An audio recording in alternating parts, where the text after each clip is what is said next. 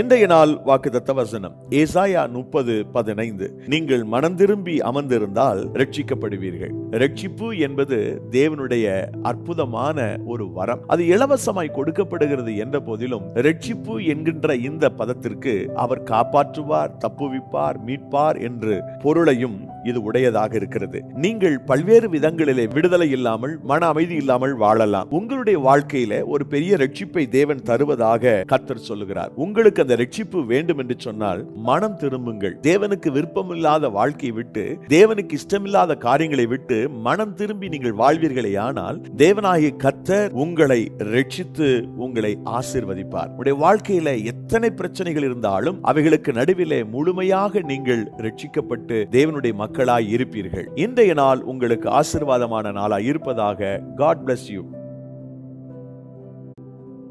இன்றைய நாள் வாக்குத்தத்த வசனம் ஏசாயா 30:15. நீங்கள் மனம் திரும்பி அமர்ந்திருந்தால் ரட்சிக்கப்படுவீர்கள். ரட்சிப்பு என்பது தேவனுடைய அற்புதமான ஒரு வரம். அது இலவசமாய் கொடுக்கப்படுகிறது என்ற போதிலும் ரட்சிப்பு என்கின்ற இந்த பதத்திற்கு அவர் காப்பாற்றுவார், தப்புவிப்பார், மீட்பார் என்று பொருளையும் இது உடையதாக இருக்கிறது. நீங்கள் பல்வேறு விதங்களிலே விடுதலை இல்லாமல், மன அமைதி இல்லாமல் வாழலாம். உங்களுடைய வாழ்க்கையில ஒரு பெரிய ரட்சிப்பை தேவன் தருவதாக கர்த்தர் சொல்லுகிறார். உங்களுக்கு அந்த ரட்சிப்பு வேண்டும் என்று சொன்னால் மனம் திரும்புங்கள். தேவனுக்கு விருப்பமில்லாத வாழ்க்கையை விட்டு, தேவனுக்கு இஷ்டமில்லாத காரியங்களை விட்டு மனம் திரும்பி நீங்கள் வாழ்வீர்களே ஆனால் தேவனாகிய கர்த்தர் உங்களை ரட்சித்து உங்களை ஆசீர்வதிப்பார். உங்களுடைய வாழ்க்கையில எத்தனை பிரச்சனைகள் இருந்தாலும் அவைகளுக்கு நடுவிலே முழுமையாக நீங்கள் ரட்சிக்கப்பட்டு தேவனுடைய மக்களாய் இருப்பீர்கள். இன்றைய நாள் உங்களுக்கு ஆசீர்வாதமான நாளாய் இருப்பதாக. God bless you.